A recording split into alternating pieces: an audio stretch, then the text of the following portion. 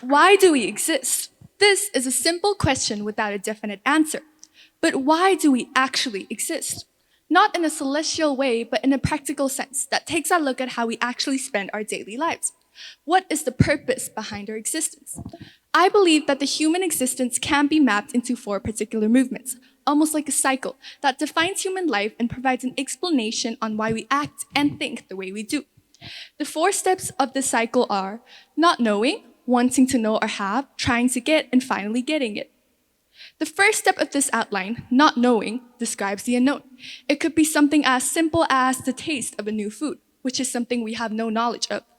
The second step in this outline describes the desire of wanting to know, such as wanting to know the flavor of something new. Trying to pursue our desires is described by the third step in this outline. Whether it is making the food yourself or going to the restaurant to try new food, the third step of the cycle describes the action of trying to achieve something. The last step of this cycle is the very final step of finally achieving something you were working towards, the step of finally getting to taste the food. We see something lacking in our lives, something we feel we must satisfy. Whether it is skills or purpose, we crave for the flaws in our lives to be mended. So we strive for it. And if we consistently work hard enough, we end up attaining them. But this is not just about checking boxes. This outline guides lasting pursuits in life. But what are the lasting pursuits in life? Lasting pursuits in life could refer to obtaining a positive way of thinking and understanding not only yourself, but also your environment, and to think in a way that will allow you to view obstacles in a very positive light. This is very different from temporary satisfaction. Purchasing objects in your life like new pairs of shoes gives us a flash of happiness through a fleeting feeling of achievement. We cannot wear the same pair of shoes forever, just as we cannot write in the same book every day. Achieving true inner peace comes through consistent effort and practice that will allow you to change your mindset, to grow healthier habits, to improve your way of living. What we chase determines how long our happiness lasts. Lasting sense of fulfillment doesn't come from our possessions, but it comes from what we cultivate inside. This leads us to our main topic of discussion. We simply exist because we desire. Our sense of wanting is what fuels our being. Have you ever, just for a moment, wished you could stop time? Not because it was bad, but because you realize how quickly time is slipping away? Well, this is a bittersweet feeling that can be felt during overwhelming moments of life, like the feeling towards an end of a vacation you know you'll miss later on. Existence, the very, very broad term that can be interpreted through various lenses, can ultimately be divided into two very simple types: lifetime to lifetime existence and momentary existence. Lifetime to lifetime existence is the type that looks at your entirety of your lifespan as a whole, from childhood till death. The true meaning of life in this context isn't guaranteed by old age. It is built by choice.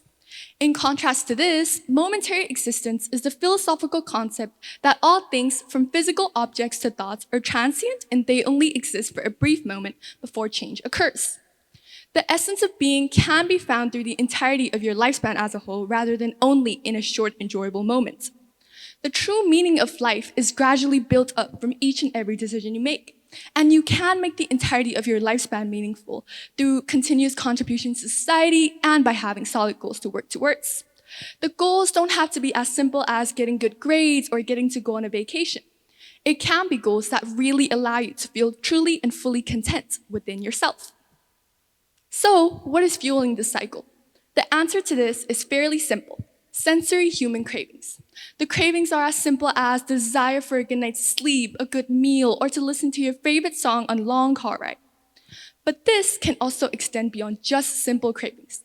We often crave to be someone else, imagining their lives as easier and more enjoyable than our own, especially as we see strangers living a seemingly better lives than ours on a daily basis. But in our world today, there is no flawless life. Everyone has their fair share of suffering. But our goal isn't to be completely freed from these sufferings, but rather it is to understand the nature of the one we currently have. Think of your mother. She herself had a mother, who had a mother, and who also had a mother. This chain stretches so far back until we lose track of it and until this chain slowly disappears into itself. At the end of the day, we're only left with the fact that a mother has a mother. Our existence is immeasurable, and it is not possible to see where our existence really began.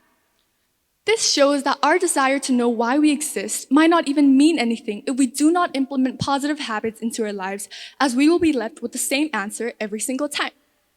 Even though it is not possible to see where our existence really began, our journey is not about escaping the cycle of desire and suffering, but rather it is about learning from it. It is about being cautious of our actions and thoughts. Our craving to know, whether it is the taste of a new food or the comfort of a new pair of shoes, is what propels us forward. When you see this cup of water, do you see it as half full or do you see it as half empty? Some of you here will focus on the half full part while some will focus on the half empty. Even though the objective fact is still the same, there can be various interpretations of the same object. This cup doesn't change, but we do. When you face a setback in your life, do you tend to focus on what's missing or do you tend to focus on what's still there? This very cup of water is a guide in itself, telling us its way to happiness.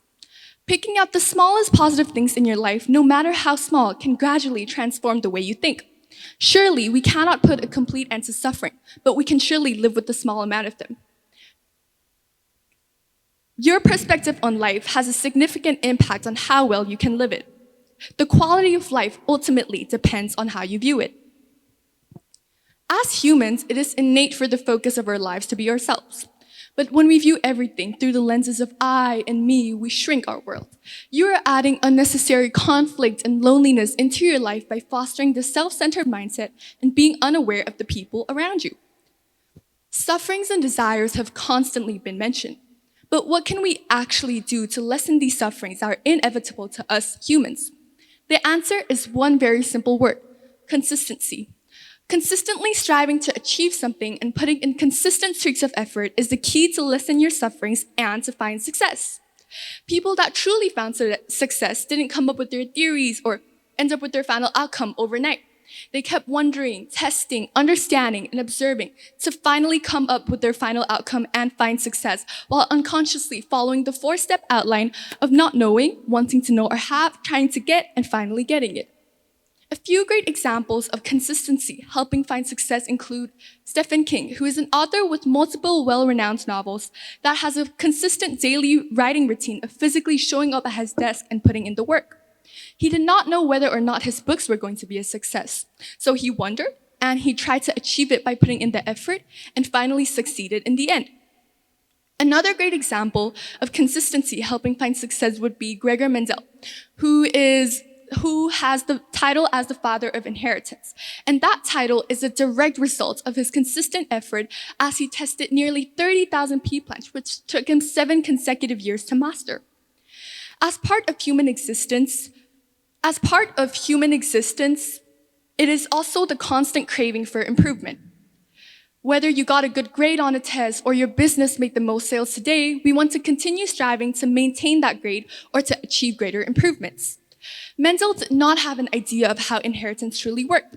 So he wondered, he observed, and he tried to know the true process by putting in consistent streaks of effort, and in the end, he finally found out how inheritance worked.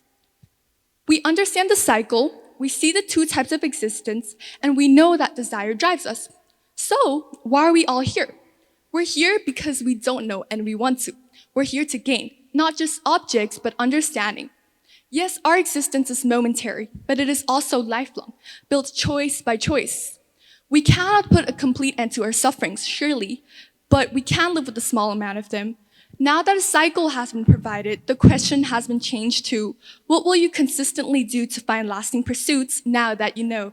Thank you.